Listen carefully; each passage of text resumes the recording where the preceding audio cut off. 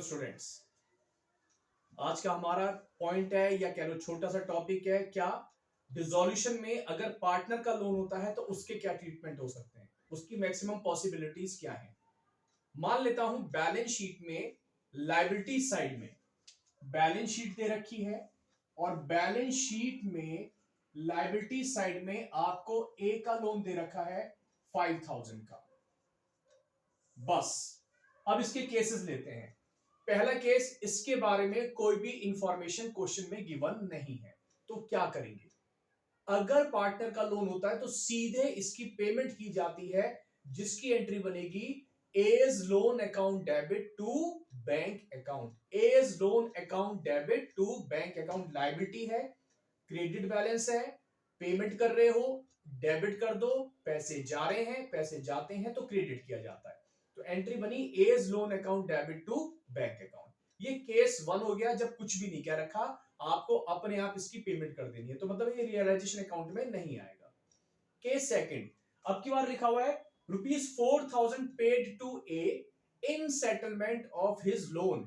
हमने ए को उसके लोन के सेटलमेंट में 4000 रुपए दे दिए, 4000 रुपए दे दिए और उसका लोन पूरा चुका दिया। तो उस केस में क्या एंट्री पास करेंगे। ए का लोन लायबिलिटीज में है तो एज लोन अकाउंट डेबिट कितने से 5000 से, टू पैसे कितने जा रहे हैं टू बैंक अकाउंट, कितने पैसे गए 4000 और कितने का फायदा हुआ 1000 का फायदा हुआ। अब जो फायदा होगा वो रियलाइजेशन में क्रेडिट किया जाएगा टू रियलाइजेशन। अगर लोन को सेटल करते समय कुछ डिफरेंस आता है, कुछ प्रॉफिट या लॉस होगा, वो रियलाइजेशन में जाएगा। तो जितने पैसे गए वो हमने क्रेडिट कर दिया, जो फायदा हुआ वो हमने क्रेडिट कर दिया। अब इसका इंपैक्ट क्या आएगा, क्या ये रियलाइजेशन में आएगा। हाँ आएगा। किधर आएगा, देखो रियलाइजेशन क्रेडिट हो रहा है यानी कि फायदा हो रहा है, तो रियलाइजेशन के क्रेडिट साइड में यानी कि राइट हैंड साइड पे बाय एज लोन के नाम से लिखेंगे, बाय एज लोन, और अमाउंट कितनी जो ये रियलाइजेशन के सामने लिखी हुई है 1000। तो सेटल करते समय अगर फायदा हो रहा है तो रियलाइजेशन के क्रेडिट साइड में बाय एज लोन 1000 केवल फायदे वाली अमाउंट। दो केस समझ में आ गए। उसके बाद अगर मान लो क्वेश्चन में बैंक अकाउंट बनाने को कह देता है तो बैंक में आ सकता है।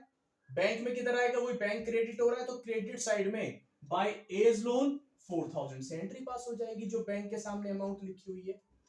केस 3, अगर हम ए का लोन जो सेटल कर रहे हैं, ए का लोन सेटल कर रहे हैं A's loan settled through stock of ₹4000। जैसे अभी हमने 4000 रुपए चेक दिया था, ये पैसे दिए थे, अब की बार हम उसको पैसे नहीं दे रहे, 4000 के स्टॉक से सेटल कर रहे हैं, बस इतना फर्क है।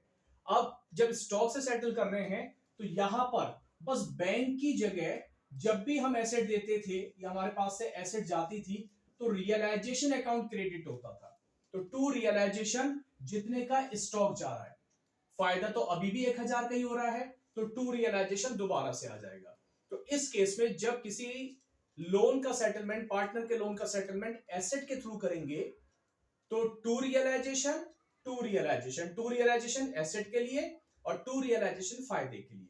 इसकी पोस्टिंग कैसे करें, क्या ये रियलाइजेशन में आएगा। देखो बहुत सिंपल सी बात है, अगर जर्नल एंट्री में रियलाइजेशन वर्ड आ रहा है तो आएगा, तो किधर आएगा, रियलाइजेशन क्रेडिट हो रहा है, क्रेडिट साइड में by A's loan 4000 by A's loan 1000। तो दो बार लिखेंगे, क्लियर हो जाएगा।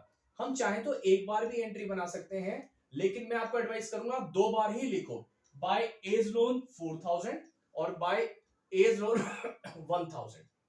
क्लियर। तो इस तरीके से पार्टनर के लोन का ट्रीटमेंट 3 केस में आ सकता है। और एक छोटी सी बात, अगर पार्टनर का लोन एसेट साइड में दे रखा होगा तो या तो वो कैपिटल अकाउंट में ट्रांसफर कर देना। अगर मान लो यहां पर बी का लोन लिखा हुआ है, बीज लोन 6000 एसेट्स में है, तो इसकी एंट्री, इससे पैसे आपको लेने हैं, तो या तो बैंक को डेबिट कर दो, ये भी ठीक है, या हम ये वाला पैसा उसके कैपिटल में ट्रांसफर कर देंगे, B's capital account debit to B's loan. दोनों ही एंट्री ठीक है। तो bank account debit to B's loan बनाओगे वो भी ठीक है, या 20 कैपिटल अकाउंट डेबिट, बी के कैपिटल में डेबिट में लिख दो तो 20 capital account debit to 20 loan account वो भी ठीक है। तो आई होप आपको ये लोन वाला जो पॉइंट है ये भी आपको अब क्लियर हो गया होगा। ये कुछ वो पॉइंट्स हैं जो थोड़े से प्रॉब्लम करते हैं। चलिए मिलते हैं किसी और वीडियो में। Thank you.